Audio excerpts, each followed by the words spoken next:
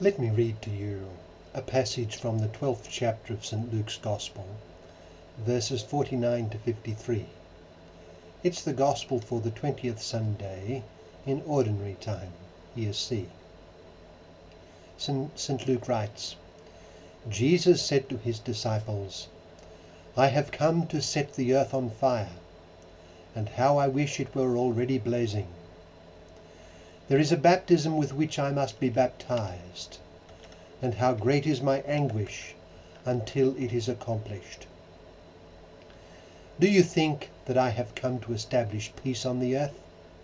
No, I tell you, but rather division. From now on a household of 5 will be divided, 3 against 2, and 2 against 3. A father will be divided against his son, and a son against his father, a mother against her daughter, and a daughter against her mother, a mother-in-law against her daughter-in-law, and a daughter-in-law against her mother-in-law. That's Luke chapter 12, verses 49 to 53. And what does it suggest to us? Well, you know, one of the most striking features of human history and society is the constant recurrence of war. Inasmuch as man has a profound need for society and for relationships with others, one would have thought that human history would have been distinguished by peace. Of course, this indeed is how things ought to have been, but due to man's original fall, it is not so. So obvious and notable is this fact that many general histories have been written from the perspective of the ebb and flow of wars. Peace is man's need, but it is constantly elusive.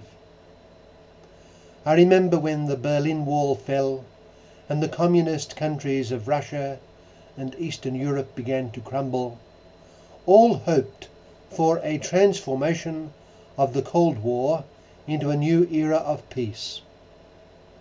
But suddenly, out of nowhere, began the era of Islamic terrorism, and nothing seems able to stop it from growing. Peace seems to be constantly escaping our grasp. There has been a view of Jesus Christ which looks on him simply as a man of peace. He was a peacemaker and required of his followers that they be makers of peace. This is perfectly correct if properly understood. After all, our Lord solemnly tells his disciples that blessed are the peacemakers, they shall be called sons of God. That's in Matthew chapter 5. Throughout Christian history, there have been countless examples of holy Christians who out of love for Christ have distinguished themselves for their sowing of peace and replacing strife with concord.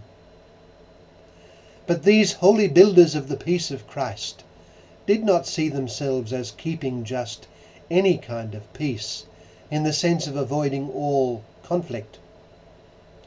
Nazism grew in Germany in the 1920s because many persons were not vigilant and others just wanted to avoid difficulty. Thus Nazism was allowed to gain power. There is an old saying which states that evil flourishes when good people do nothing. Doing little in the face of evil and human need does not safeguard the peace that God desires for the world. The peace Christ came to bring involves conflict with what the Christian tradition has identified as the values of the world, the flesh, and the devil. It involves a courageous and persevering struggle for the truth. Our Lord proclaimed the obligation to build peace. But look at what happened in his own life and ministry. One might say, if only he had said nothing, things would have been more peaceful. If only he had remained in Nazareth and let things be. Instead, he aroused great opposition from the religious leaders and division of opinion about him among the people, because of his bearing witness to the truth above all about himself. His claims and his doctrine led to his rejection and death. Our Lord, in a sense, caused strife. Indeed, in our gospel today, our Lord, having told his disciples in a much earlier chapter that they were to be builders and makers of peace, tells them here that I have come to set the earth on fire, and how I wish it were blazing already. He asks, do you think that I have come to establish peace on the earth? No, I tell you, but rather division. From now on, a household of 5 will be divided, 3 against 2 and 2 against 3. A father will be divided against his son, and a son against his father. The division was caused by his proclamation of the truth. At the beginning of our Lord's life, when he was presented in the temple, the holy Simeon took the child Jesus into his arms and solemnly foretold that he would be a sign of contradiction, and that many would rise and fall because of him. Furthermore, a sword would pierce the soul of the Virgin Mary, the first and greatest Christian. That is to say, being a true Christian and witnessing to Christ and his truth in the world will not be easy. It will bring contradiction and division. In his meeting with Pilate, our Lord defined his life's mission as bearing witness to the truth. Those who love the truth listen to his voice. There we have the key to that true peace on earth which the mission of the Christian is to build and promote. The key is Christ and his truth. The path to peace lies in embracing and living in Jesus and in his truth, and in bearing witness to it before others, even if in doing so one becomes a sign of contradiction. Of course, putting this great key into practice is a complex daily challenge. But he at least must understand what that key is. The key lies in knowing and putting into practice the truth revealed by Jesus.